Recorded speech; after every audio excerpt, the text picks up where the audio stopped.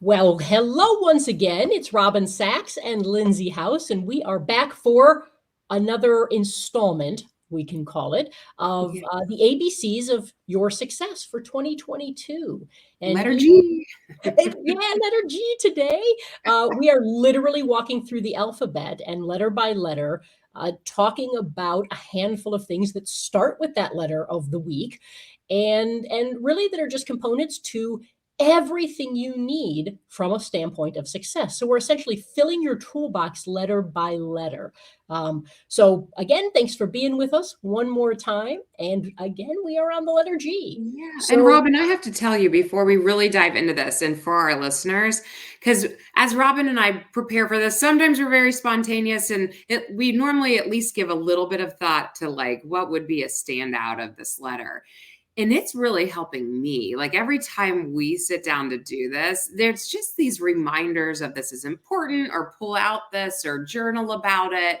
And we're asking the same thing of you. We're asking you as you kind of listen through this, whether you're in the car or able to sit down and journal a little bit, we're giving you the prompts. We're giving you the promise that if you keep showing up to this and you keep working through this alphabet with us, by the time we get to Z, you're going to grow as our G promise for you today.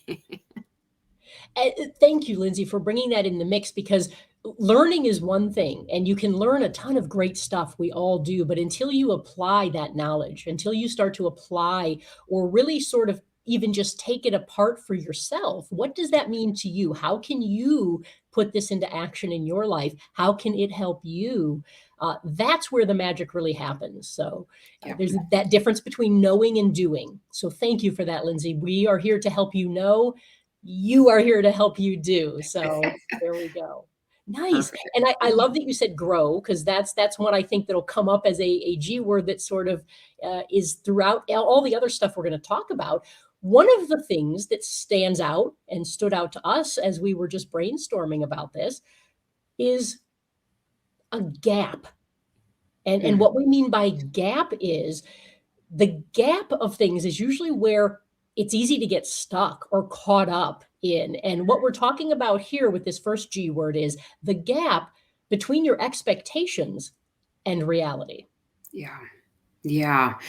It was funny. We were vacationing in Europe with both sets of parents, and we arrive in London. And of course, we're like loving the accents. But when you get off the train, it says mind the gap. When you go under a lower overhead, mind your head, mind that. And anyways, we love the phrase mind the gap. And I feel like that really circles in my head a lot for just little shout out for you, this little mantra of mind the gap, because when Robin says gap of expectations and reality, let me give you some just real examples of what's happening in real life with what that looks like. So if our expectation is we get super motivated and we're going to work out 5 times a week, but our reality is we hold a very busy job, we have full family life, we have sports going on, that chasm, that gap is huge. And how can we really reduce the gap? So that would look like, and this is where all those small goals come in, is can I say 2 days a week of a workout would shorten that gap? Okay, and we're going to keep going with this. Let's widen that gap again. The expectation is I'm going to stop eating out. I'm going to cook all of my meals in for the week. Well, the reality was I was eating all of my meals out, or 5 meals out a week, before I set this goal. Huge chasm, huge gap.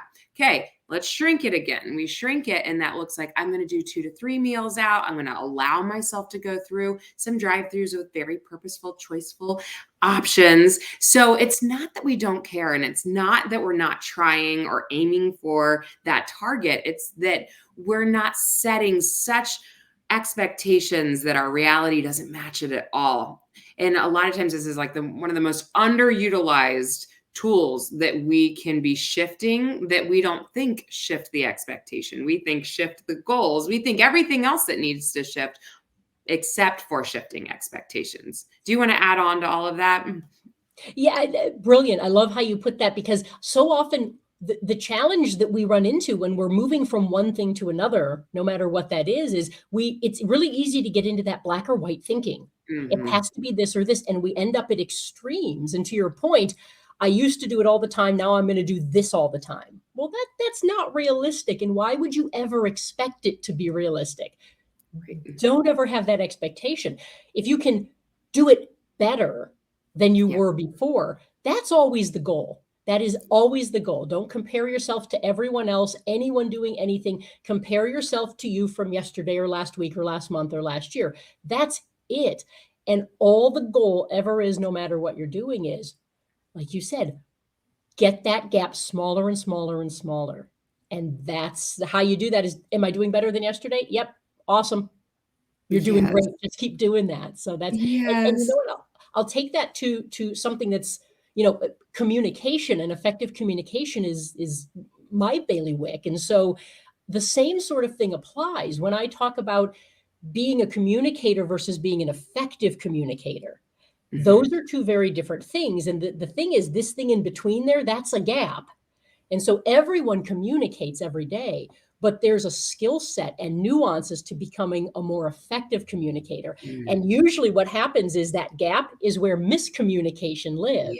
So good. And Yeah. so how do you get from being just an okay communicator to somebody who truly can not only make your messages clear, but move people to action, get buy-in, get trust, be authentic? Those are different things that you can do with your body, with your tone of voice, with empathy, with making sure you're talking about your audience, not yourself, all of those types of things. So that gap is where the smaller you can get it, the more effective you can be no matter what you're doing. I love it with communication. I haven't thought about it as much there. That's so good. You also mentioned just, I feel like genuine is coming to mind. You had a good segue there of just being yourself and don't compare yourself to other people through this process of narrowing in our gaps. Can you talk on genuine for another G word for us for a minute? Yeah, that's another good one. Genuine, we hear the word genuine and authentic and be you and all those things. They're almost catchphrases these days. You Mhm. hear them just kind of tossed out there like a lot of other words that we like to toss out. But the Yeah. reality is, you being genuinely you and genuinely bringing who you actually are to the table without trying to adjust yourself to fit in with everyone else or trying to look like or sound like or be like someone else, that genuineness is your superpower. It is literally the only thing you have to differentiate yourself from anyone else. We can learn the same skill sets. We can have the same titles. We can walk in a room and deliver the same information. But you being the one that brings yourself into that room and delivering it the way you deliver it. How do you talk? How do you think? How do you communicate with other people? What do you bring to the table that has nothing to do with your title, with your position, with your company, with how we're supposed to do that? Because that's what the PowerPoint slides say, or this is the information that I need to deliver to you. What part of you are you bringing into the mix? That is literally the only thing that sets you apart from other people. And so a lot of times we try and give away some of that because we are trying to fit in, no judgment, just awareness. We're trying to sound and look like other people that we want to emulate, or we aspire to a different level. For example, in an organization, we need to start behaving and sounding like those people. I get that. But don't ever lose you in the mix. Being genuine is exactly the thing that usually everyone else already values in you. And if Mhm. you give that away, you've lost a secret weapon that you've got. I think you're such a prime example of this, Robin. I have your book close. I'm telling you, I keep showing this because this really, your words in this book they're not unknown to me. I grew up with a lot of self-development. My dad was very into it. We listened to a lot of, but you came on my podcast, Direction, Not Perfection. And when you spoke about get off my bus and talked about bringing in the right they, or I'm telling you, your message was like explosive to me. I was like, this woman is amazing. I want more Robin in my life. But it's your delivery. It's how you put things, it's how you go about it. And so I just think that that's a good example. If you're not you, I don't think I would have gotten the same thing out of it. I might have gone like, heard that, but because it was you, totally different reaction on my end. So we all have that superpower. We just need to know, again, be genuine and like hone in on it versus chasing somebody else's goals, chasing somebody else's dreams. Yeah. And Lindsey, I want to take something you just said, and I'll take all the good stuff you said. Thank you. Yeah. I appreciate that. I'm honored. Thank you for the kind words. But you said something so important in that. I've heard the words before, but if it wasn't the way that it was said, Yeah. it wouldn't have hit me as much. And that's that thing that you realize with being genuine. We all hear the same words over and over and over and over.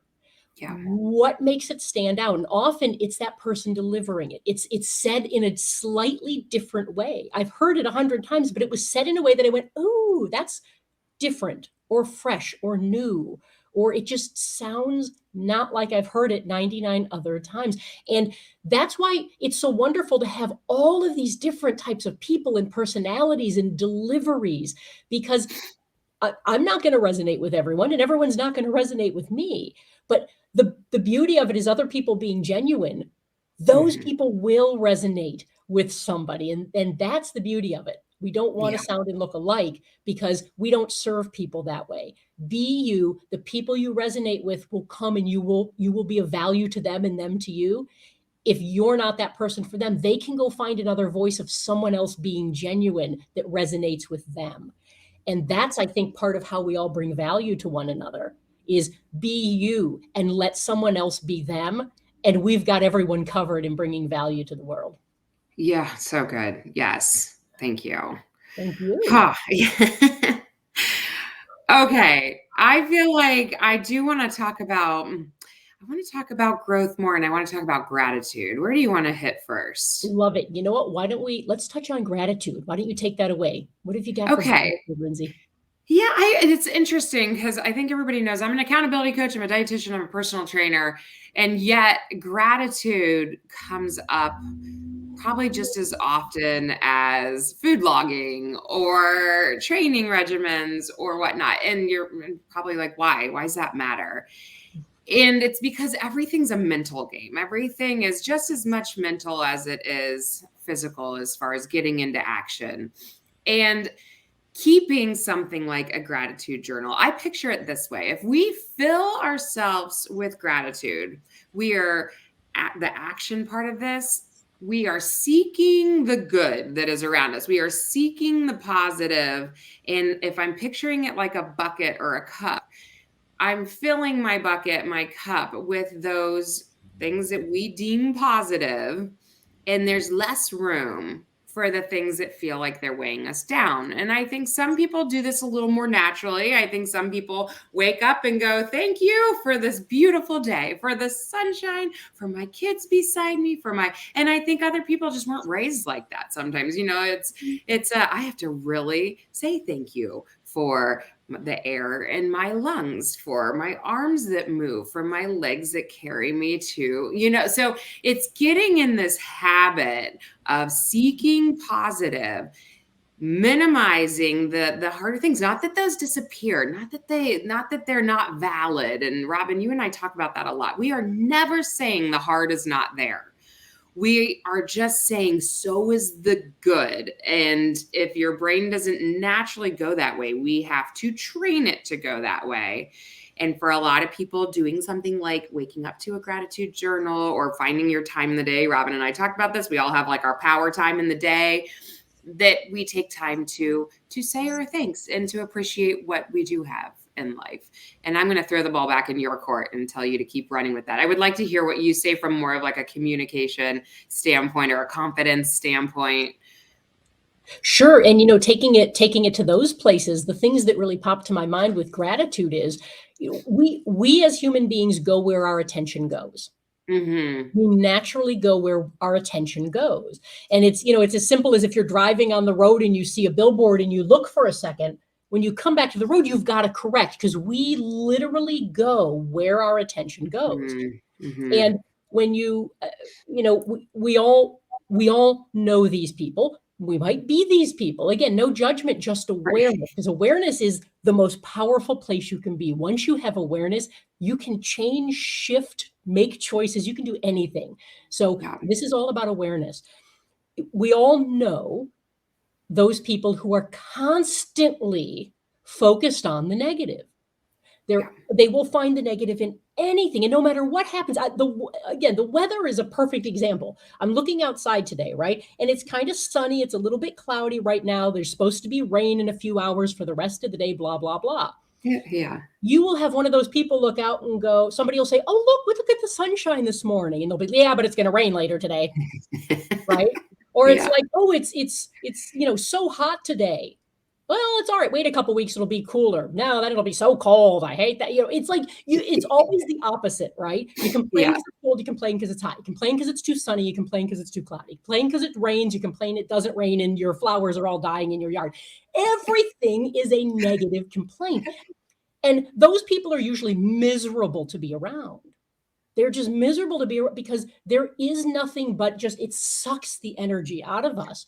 And when you simply are able to look out, for example, and say, "Hey, it's sunny right now. That's pretty nice. I enjoy that.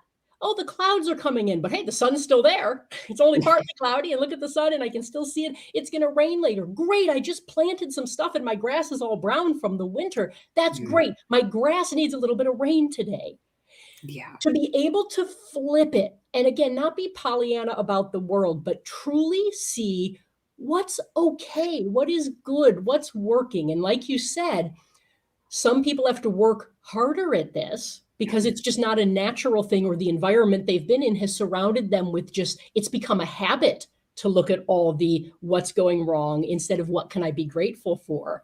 Yeah. But I love your analogy of the glass. The idea isn't to completely have it full or completely empty of anything ever. The idea is balance. And how wonderful is the more of one of those things you have, the less of the other you have. And so, Yeah. once again, like we were talking about earlier, the goal is, how can I bring more of seeing some positive stuff that I'm grateful for, even if it seems ridiculous to you? Because hey, my dad broke his shoulder a couple months ago, and it made me realize, wow, every day I get up and I can move my arms. He hasn't been able to move his arm for a month. And Yeah. you sometimes it takes something bad to happen for you to go, whoa, I am grateful. But to Mhm. start to make that a point of doing every day just because you can, fills that glass or that bucket, so to speak, with a lot more, that you end up finding so much less room for negativity. And from a communication and confidence standpoint, we're talking about your self-talk. We're talking about what your brain is saying constantly.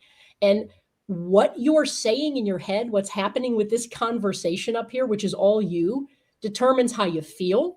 It determines how you behave. It determines whether you're going to do something well or you're not, determines whether you're going to get in your own way or not. And Yeah. so the more that you can remind yourself, I only have half the story if I'm complaining, That's the good. Only half more the you're going to be able story. to get yourself the whole story. And it's only when you have the whole story that you're actually in a place to make a choice. Right. I just got the ding, the light bulb moment of our homework moment, Robin. Our homework for our listeners, because it's actually, ironically, is feeding right into, I have an accountability week running with my membership community. And we were talking about pivoting this morning, which is really what you were just saying, that ability to pivot. And I'm going to give you my example, and then I'm going to give you the homework that I'm thinking. But my mom is in town, and we had a whole day planned. The kids were going to go to school, and we were going to run around. We had our little checklist, our cooking list, our where we're going to go out to lunch list, all this going. And my daughter wakes up with a fever, right? And that's when all moms go, "Arr," life comes to a screeching halt. And we have choices at this moment.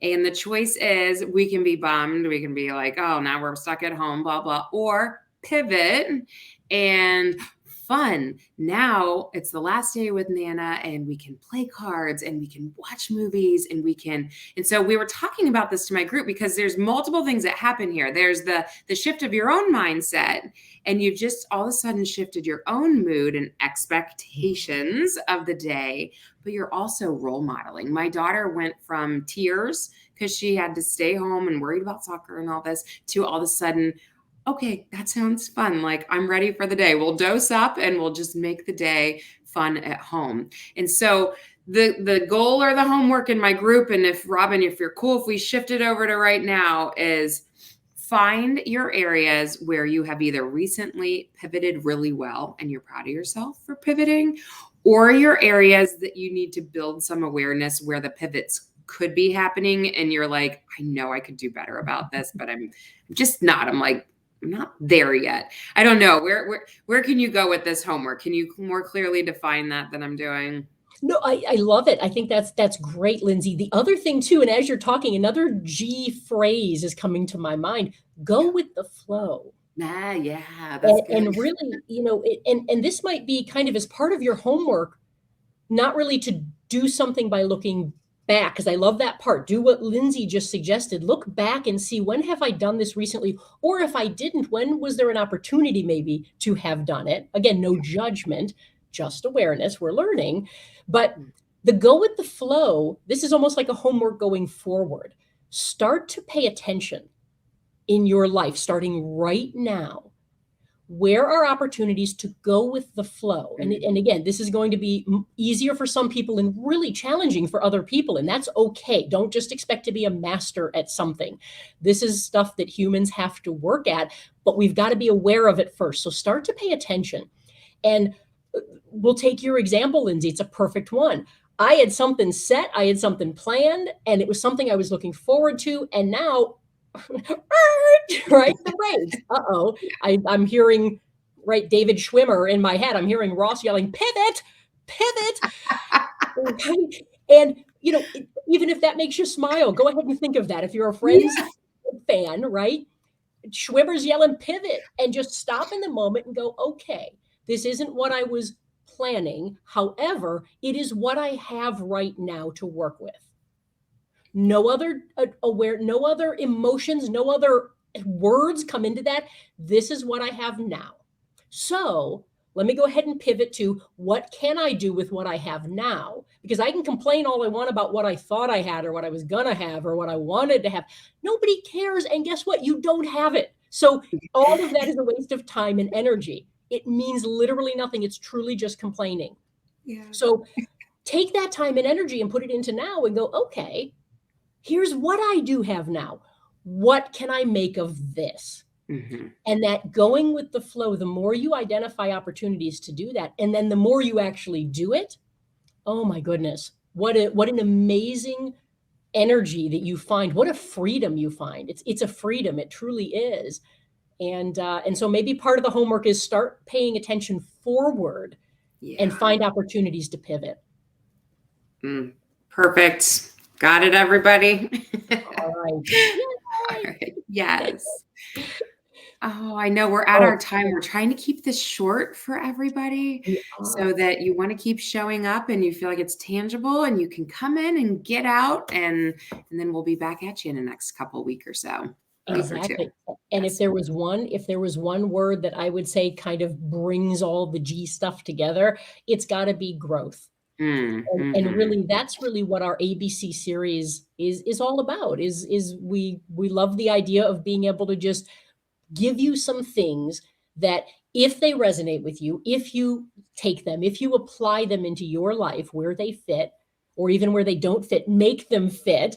These are things that will take even what you already do well and just keep improving, keep moving forward, keep getting better and better and better.